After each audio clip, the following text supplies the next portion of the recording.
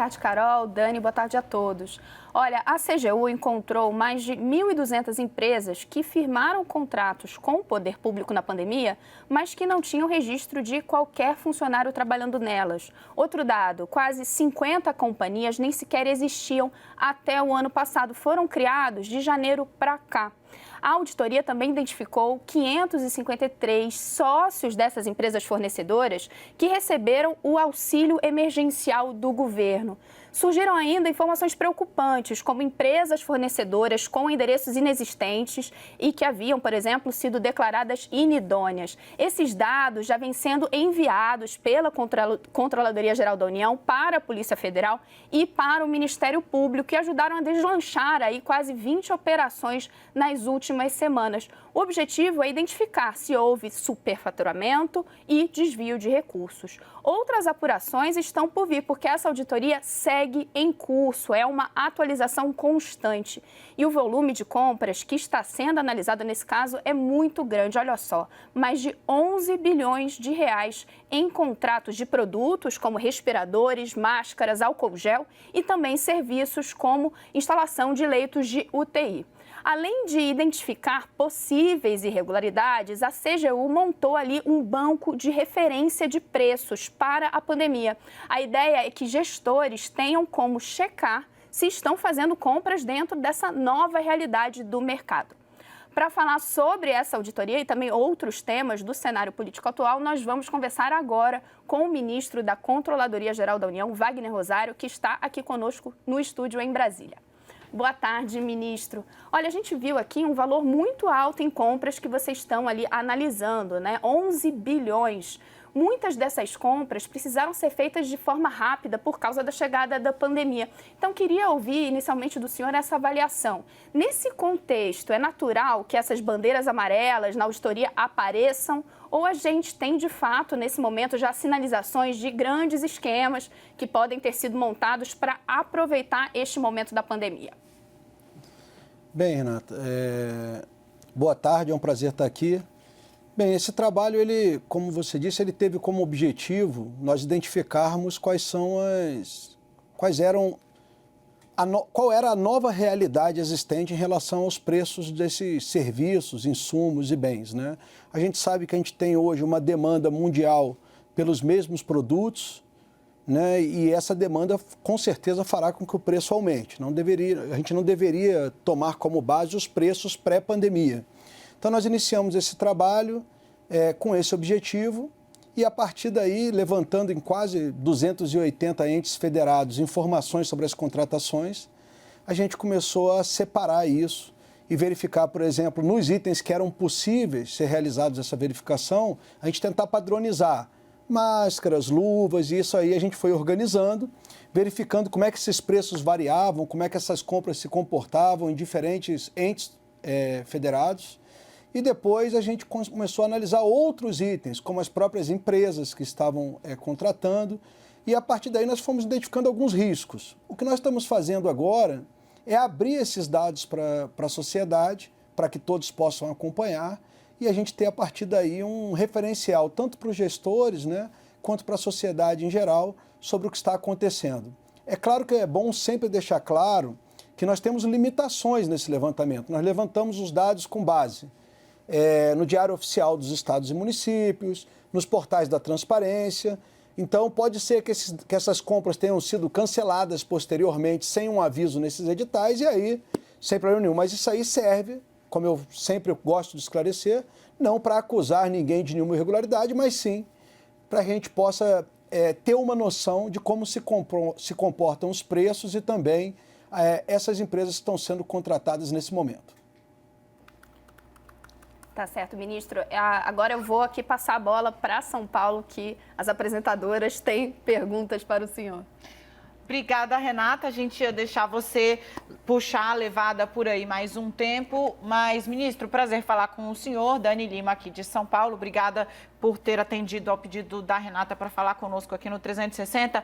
Olha, eu achei muito impressionante. A Renata foi bastante polida. Imagino que tenha seguido o que diz exatamente a documentação levantada pela CGU, 1.200 empresas sem qualquer funcionário. É um indício muito forte de que são empresas fantasmas, né? Ou de que, na verdade, atuam apenas ali intermediando compra e venda de materiais. Esse levantamento feito pelo senhor, a gente viu a Renata dizendo, explicando que o senhor está encaminhando para as autoridades, mas a gente deve esperar, então, aí, portanto, uma série de operações, novas operações em cima de estados, mas também de municípios, porque foram 300, é isso, que foram analisados e a CGU encontrou indícios ali de que é necessário fazer uma observação maior do que aconteceu nessas cidades, é isso? Sim, a gente levantou, dentro dessa amostra que a gente verificou, nós levantamos todos os estados, a União, né? Também todos os municípios que são capitais de estado e todos os municípios com mais de 500 mil habitantes. Então, essa foi o corte inicial.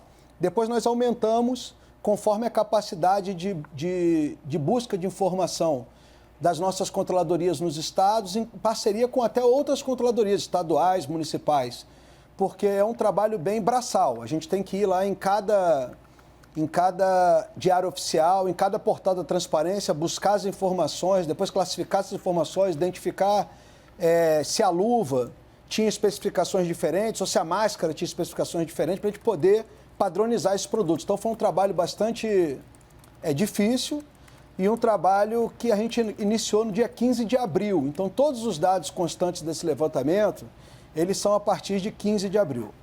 Bem, o que é importante dizer é que sempre a gente trabalha com bases de dados, e bases de dados, elas têm um delay de atualização. Então, muitas das vezes eu detecto 1.200 empresas sem funcionários, mas elas podem ter contratado posteriormente. Isso também é um dado, é uma limitação sempre desse tipo de levantamento. Em relação às operações, o fato de não ter funcionário, isso não é um determinante para você realizar uma investigação. Mas quando você levanta diversos indícios, né, eu verifico que a empresa não funciona em um endereço onde realmente funciona uma empresa. Eu verifico que ela não tem funcionário. Eu verifico que o seu sócio, ele é beneficiário ou do Bolsa Família ou, nesse caso agora, do auxílio emergencial. Eu começo a juntar uma série de indícios que conjuntamente podem nos levar a acender ali uma luz vermelha para que a investigação ela se torne mais incisiva. Então, a gente não se baseia em um único dado, mas, como você perguntou, Daniela, por óbvio, existem vários trabalhos de andamento e provavelmente outros trabalhos de investigação serão deflagrados aí, sempre em parceria com os demais órgãos de defesa do Estado, como Polícia Federal e Ministério Público. Ministro Carol Nogueira também participando dessa entrevista com o senhor. Vou trazer esse recorte do auxílio emergencial que o senhor falava há pouco. O dado, então, que temos aqui, 553 sócios dessas empresas que receberam auxílio emergencial. Teremos agora a prorrogação do auxílio emergencial. A gente lembra que o auxílio foi alvo de muitas fraudes. A minha pergunta é com relação a como a controladoria vai evitar que essas fraudes se repitam, já que teremos uma prorrogação desse auxílio. Bem, Carol, obrigado pela pergunta. Essa pergunta é interessante para a gente esclarecer alguns pontos. Bem, o governo federal ele tem sempre um dilema a seguir, né? Eu tenho que pagar rápido para atingir aquelas pessoas que estão em vulnerabilidade e, ao mesmo tempo, eu tenho que fazer controles para evitar que ocorram fraudes. Esses são pontos sempre que ficam ali dentro de uma esfera de decisão sempre bastante complicada. O primeiro pagamento do auxílio emergencial, com certeza, foi o pagamento mais complicado. O projeto de lei, eu acho que ele saiu do governo aqui da União no final de março, foi aprovado no Congresso em início de abril, e já dia 9 nós estávamos pagando a primeira parcela. Então, um tempo muito exíguo para você fazer grandes cruzamentos de dados, né? Então, isso aí dificultou bastante. Então, eu acho que nós vamos ter mais problemas no primeiro pagamento. A partir do segundo pagamento, aí já é outro nível de controle. Nós informamos ao Ministério da Cidadania, numa parceria que nós temos, trabalhamos conjuntamente, mais de 1.400.000, cerca de 1.400.000 casos de irregularidades. Eu vi que o Ministério cortou mais de 800, ou bloqueou mais de 800 mil benefícios. Então, esse trabalho ele vem ocorrendo. A cada cruzamento novo, já temos cruzamento agora com pessoas que estão em duplicidade, tanto no auxílio emergencial, quanto no benefício emergencial, que é aquele de manutenção de emprego. Então, tudo isso vem sendo trabalhado e a gente vem bloqueando.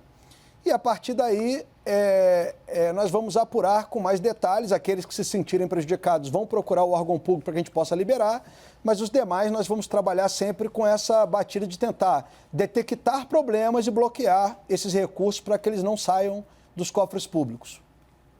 Ministro, também aqui de São Paulo, Yuri Pita, nosso analista de política, tem uma pergunta para o senhor. Por favor, Yuri. Obrigado, Carol. Boa tarde, ministro. Obrigado por estar conosco mais uma vez.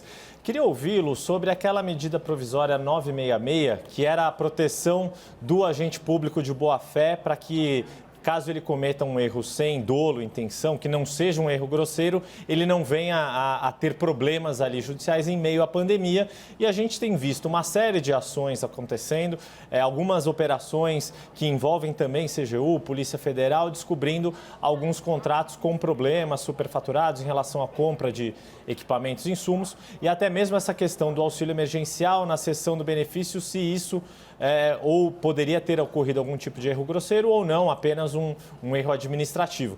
Queria que o senhor falasse um pouco sobre essa medida provisória, se ela está funcionando do jeito que o governo gostaria e quais efeitos que se espera, quer dizer, desse tipo de postura em relação a separar o que é erro grosseiro do que é um erro administrativo que qualquer agente público está sujeito a cometer no seu dia a dia, ainda mais num momento tão complexo como a pandemia.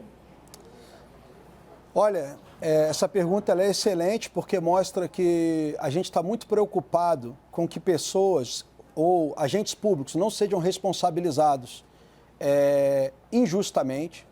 Então, o que a MP procurou trazer, baseado no que já foi feito na lei de introdução, na modificação da lei de introdução ao direito brasileiro, foi justamente tentar colocar quais são os critérios para que você se certifique de que houve um erro grosseiro. Por óbvio, eu vou dar um exemplo aqui bem claro para que a gente possa tentar entender isso de maneira mais clara.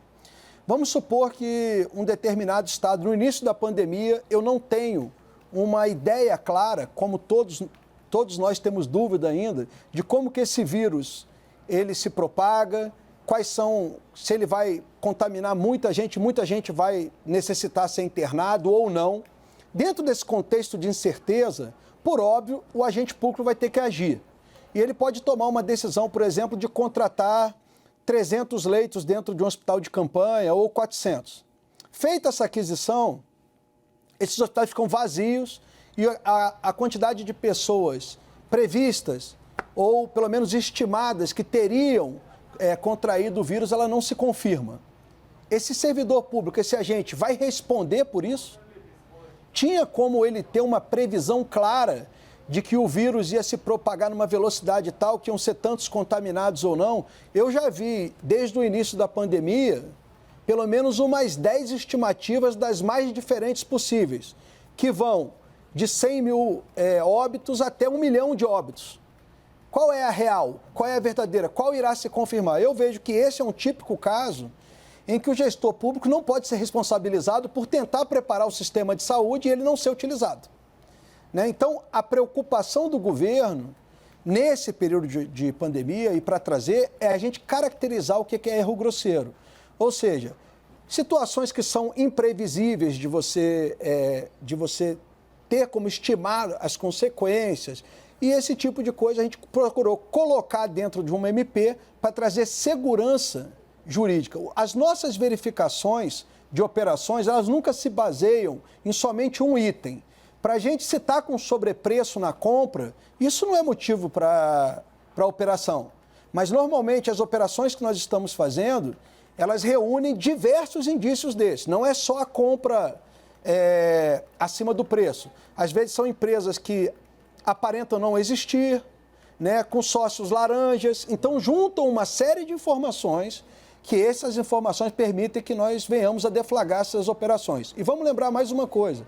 Uma operação deflagrada num estado ou no município, em nenhum momento, pelo menos por parte da CGU, nós acusamos qualquer agente público de envolvimento. conluio entre empresas também é um tipo de fraude que tem que ser investigado. E o fato dessa aquisição ter ocorrido num estado ou no município, pode ter ocorrido até na União, isso não quer dizer que nós estamos aí acusando qualquer gestor de qualquer irregularidade. Ministro, seguimos com pergunta da Renata Agostinho aí de Brasília. Renata. Ministro, queria trazer esse ponto que o senhor deixou aí no finalzinho da sua resposta. Essa auditoria também focou em compras feitas pelo governo federal. O que já se encontrou no caso do governo federal? Se o senhor pode trazer algum exemplo de ali bandeiras amarelas ou indícios, né, de que pode ter havido uma tentativa de fraude? E se esse dilema que a gente vê os gestores locais passando, né, ter de fazer uma compra de forma séria, ao mesmo tempo receio de haver algum problema com as compras, né? A gente viu muitos fornecedores lá fora exigindo pagamento adiantado. Esse problema, esse dilema também aconteceu no caso do Ministério da Saúde?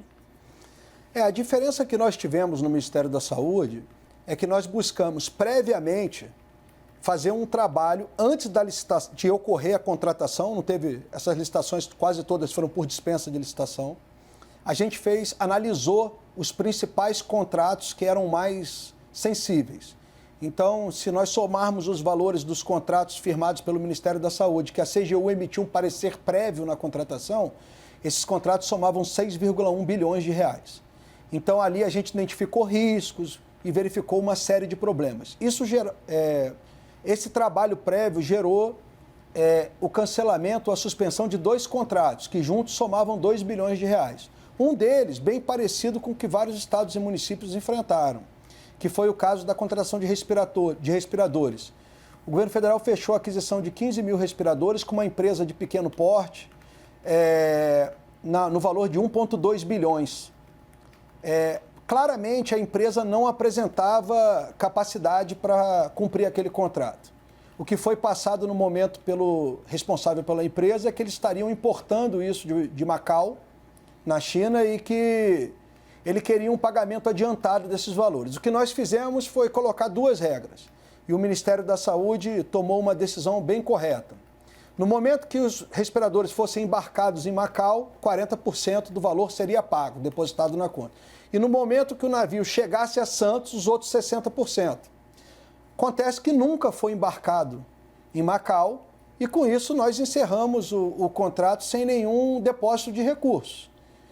A nossa preocupação, a partir da assinatura do contrato, já foi tentar colocar um agente público em Macau para verificar se esse produto ia ser embarcado ou não. Então, problemas nós enfrentamos no âmbito estadual, no âmbito da União, no âmbito dos municípios. O que difere, muitas das vezes, são as decisões que são tomadas e os cuidados que são tomados nesse processo. Bem, ministro, me corrija se estiver errada, mas aqui na minha contabilidade já tenho 19 operações envolvendo a CGU no que se refere à compra de equipamentos, testes, medicamentos no combate à Covid-19. Algumas operações, inclusive, tendo como alvo autoridades, governadores. E muito se questionou sobre um viés político dessas operações. Como o senhor enxerga essas críticas? A crítica é normal. Toda vez que você faz uma operação, quem sofre a operação, ele vai tentar se defender. Um dos principais motivos de defesa sempre é um ataque de perseguição política, né? A CGU é um órgão aí, já existe há 17 anos, completamente fora de política ou de qualquer coisa, assim como a Polícia Federal, assim como os demais órgãos que trabalham conjuntamente. Estamos até dando publicidade em todas as informações que nós coletamos. Não tem nenhum viés político. O trabalho ele é técnico, a partir de todos os problemas identificados. A gente não, até uma diretriz da nossa instituição, a gente nem se manifesta sobre isso. Acho que está dentro do direito, da liberdade de pronunciamento, de defesa de quem acusa, mas para acusar tem que ter as provas e com certeza não as tem. Então o que nós temos é simplesmente um trabalho técnico de identificação de problemas, né, que são uma série, e como eu faço questão sempre de repetir, a gente nunca age a partir de um problema. Nenhum trabalho desse agiu porque o preço estava um pouco acima do preço de mercado, não. Ele estava muito acima do preço de mercado e com diversos outros problemas nas empresas contratadas. E, mais uma vez, reforço que, a cada vez que realizamos esses trabalhos, nossa ideia não é acusar nenhum agente público, porque conluio entre empresas também é fraude, a licitação que deve ser identificada. Né? Então, se eu tiver um conluio de empresas ali sem envolvimento de agente público, isso vai ter que ser investigado e tenho certeza que a CGU não acusou nenhum gestor de qualquer irregularidade até o momento. Ainda nesse caminho de críticas, ministro, com relação às medidas provisórias editadas pelo governo que se refere a esse relaxamento do controle financeiro. Diante de tantas irregularidades, suspeitas de fraude, na sua avaliação, houve algum exagero? Não, todas as medidas tomadas até agora foram necessárias. A gente aqui no Brasil, a gente tem muito uma característica de querer olhar sempre pelo lado da fraude. Se a gente não colocar... A gente tem tantos controles em situações normais e nós temos fraudes da mesma maneira. Então, o que o governo tem que fazer, e é o que fez nesse momento, é flexibilizar, não com o intuito de aumentar a fraude, e sim com o intuito de permitir que essas ações ocorram de forma célere e salvem a vida daqueles que realmente necessitam de uma chegada de um recurso ou da compra de um equipamento. Então, todas as medidas tomadas pelo governo foram analisadas pela CGU, pela AGU e tem esse único intuito de permitir salvar vidas. Né? E esse é sempre um dilema que nós vamos ter, mas sempre vamos optar pelo primeiro de tentar salvar vidas. Ministro Wagner Rosário, ministro da Controladoria Geral da União, mais uma vez, muito obrigada pela sua participação aqui com a gente no CNN 360. Muito obrigado pela oportunidade, um abraço a todos.